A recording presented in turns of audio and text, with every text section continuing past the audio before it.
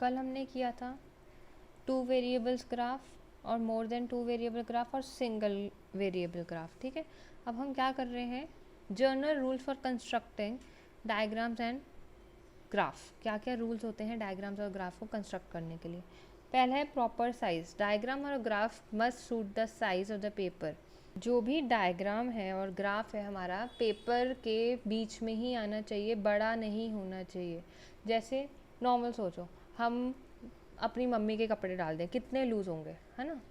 ऐसी सेम चीज़ हमारे ग्राफ का क्या होना चाहिए, जो ग्राफ है वो उस रजिस्टर के साइज़ में पूरा आना चाहिए, बिल्कुल एंड में नहीं, जगह बचनी चाहिए ताकि वो अट्रैक्टिव लगे।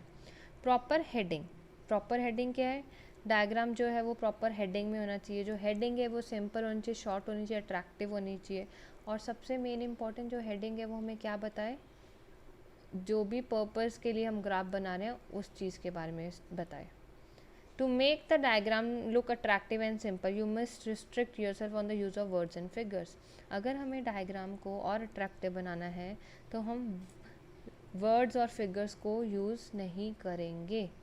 अगर हम वर्ड्स और फिगर्स को यूज़ करेंगे तो no one is interested, no one having a time कि वो इतने सब चीज़ें पढ़े, ठीक है। तो पहला क्या है, प्रॉपर साइज़। प्रॉपर साइज़ क्या है आपका, अगर हम खुद अपने साइज़ के कपड़े डाल रहे हैं तो हम अट्रैक्टिव लगेंगे। सेम चीज़ ग्राफ के लिए भी है। अगर ग्राफ का साइज़ छोटा हो, मतलब अकॉर्डिंग टू द पेपर होगा, तभी वो अट्रैक्टिव रहेगा। ये ना हो इतना बड़ा पेपर है, छोटा सा ग्राफ हो, या इतना सा पेपर है और ग्राफ बहुत बड़ा है जो आ ही नहीं रहा, लास्ट में दिख रहा है, अच्छे से क्लैरिटी नहीं है। Proper heading. हेडिंग छोटी होनी चाहिए, सिंपल होनी चाहिए और इन्फॉर्मेटिव होनी चाहिए। इसके बाद है proper scale. Before making a graph हमें एक प्रॉपर स्केल लेना चाहिए, जिससे हम बड़ी बड़ी जो कैलकुलेशंस होती हैं उनको हम शॉर्ट में लिख सकें।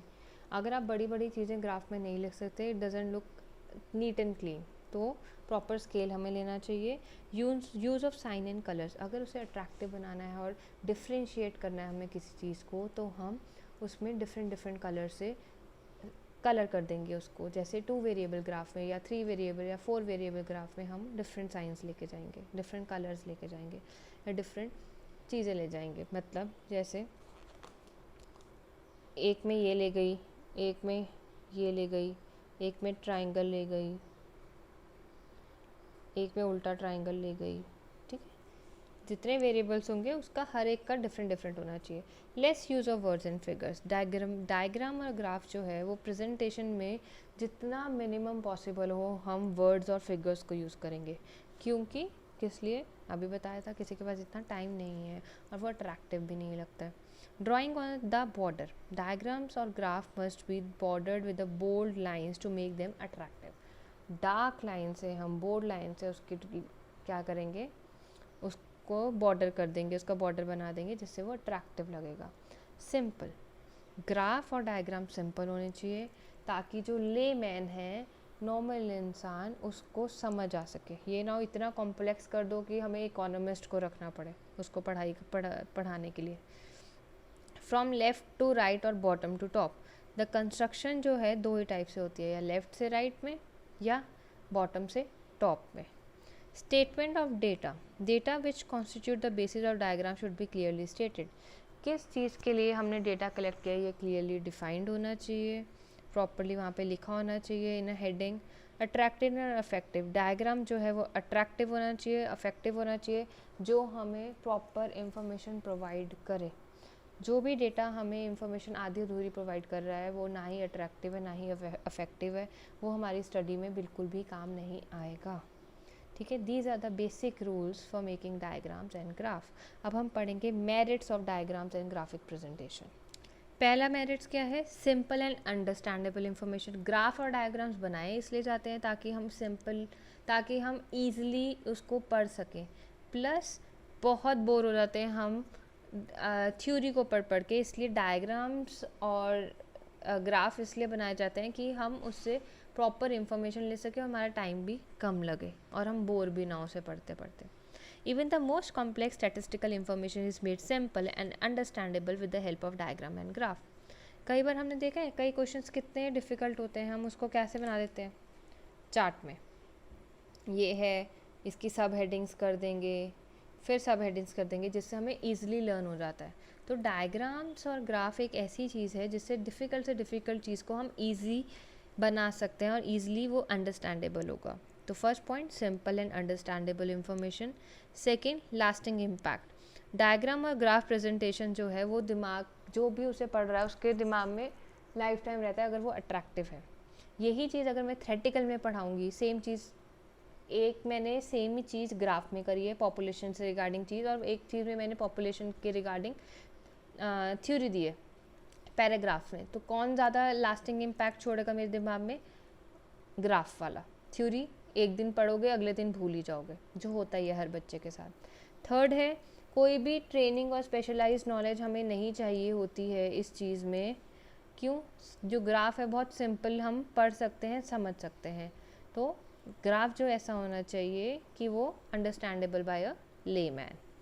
फोर्थ पॉइंट क्या है हमारा? Attractive and affective means of presentation. Diagram जो है वो अट्रैक्टिव होने चाहिए और अफेक्टिव होने चाहिए। अफेक्टिव मीन्स कि आप उससे कंपैरिजन कर सको, अंडरस्टैंडेबल हो, उससे हम देख सके कि हमारी जो कोई भी प्रॉब्लम है वो बड़ी है, कम हुई है, क्या हुआ है। अगर वो इफेक्टिव मीन्स ऑफ प्रेजेंटेशन नहीं है तो कोई उसका फ़ायदा बिल्कुल भी नहीं होगा। ठीक है। Quick comparative glance. Diagram and graph facilitate the comparative glance at the data. Thus, the data on investment in private and public sector, when presented in the form of bar diagram, can be easily. Very important point, अगर 2 variables diagram है, suppose लगाओ एक company का cell और purchase.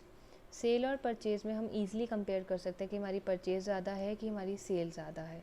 तो quick comparative glance भी इसमें possibility है। डैट मीन्स हम कंपैरिजन कर सकते हैं।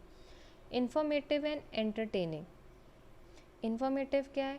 हमें जो थ्योरी में इंफॉर्मेशन है वो ईजिली हमें डायग्राम में इंफॉर्मेशन मिल जाती है, जो बहुत एंटरटेनिंग मीन्स ऑफ ट्रांसपोर्ट है, क्योंकि लोगों को बहुत मज़ा आता है ग्राफ बनाने में।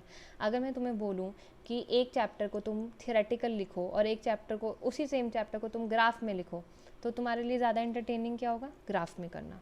तो इन्फॉर्मेटिव एंड एंटरटेनिंग होता है तुम्हारा graph.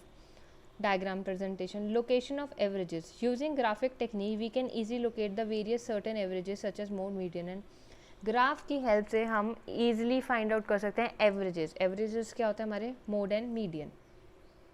Study of correlation. Graphic representation of data to different variable help to identify the correlation. Correlation means दो variables के अंदर क्या relationship है, कैसे वो correlated है एक दूसरे से, तो हम ये चीज़ें easily देख सकते हैं। जैसे सेल्स और परचेज, ये कैसे एक दूसरे से रिलेटेड है, ये चीज़ हम देख सकते हैं। जैसे इनकम और एक्सपेंडिचर, इन चीज़ों को हम इजीली देख सकते हैं कि कैसे ये दोनों को रिलेटेड हैं एक दूसरे के साथ। ठीक है, तो ये थे मेरिट्स। अब आते हैं डीमेरिट्स। डीमेरिट्स क्या है हमारा? पहला, लिमिटेड यूज़।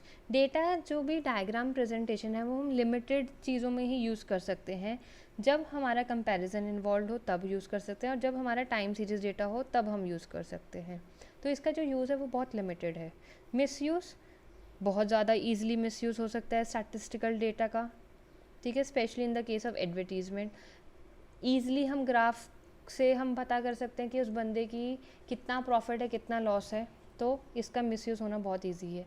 कोई थ्रेटिकल पढ़ के इतना ज़्यादा नहीं पड़ेगा जो मिसयूज़ करना है, तो ग्राफ से ईजिली वो मिसयूज़ कर सकता है डेटा को।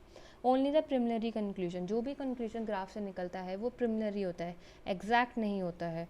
इसलिए मल्टीपल इन्फॉर्म क्या लिखा हुआ है, it not be always easy to arrive a final conclusion after seeing the diagram. इस डायग्राम्स को देख के हम फाइनल कंक्लूजन में नहीं आ सकते, इससे हमें सिर्फ प्रिलिमिनरी कंक्लूजन मिलता है। ठीक है, ये हो गया तुम्हारा चैप्टर पूरा। अब तुमने मिसलेनियस मुझे करके दिखाओगे।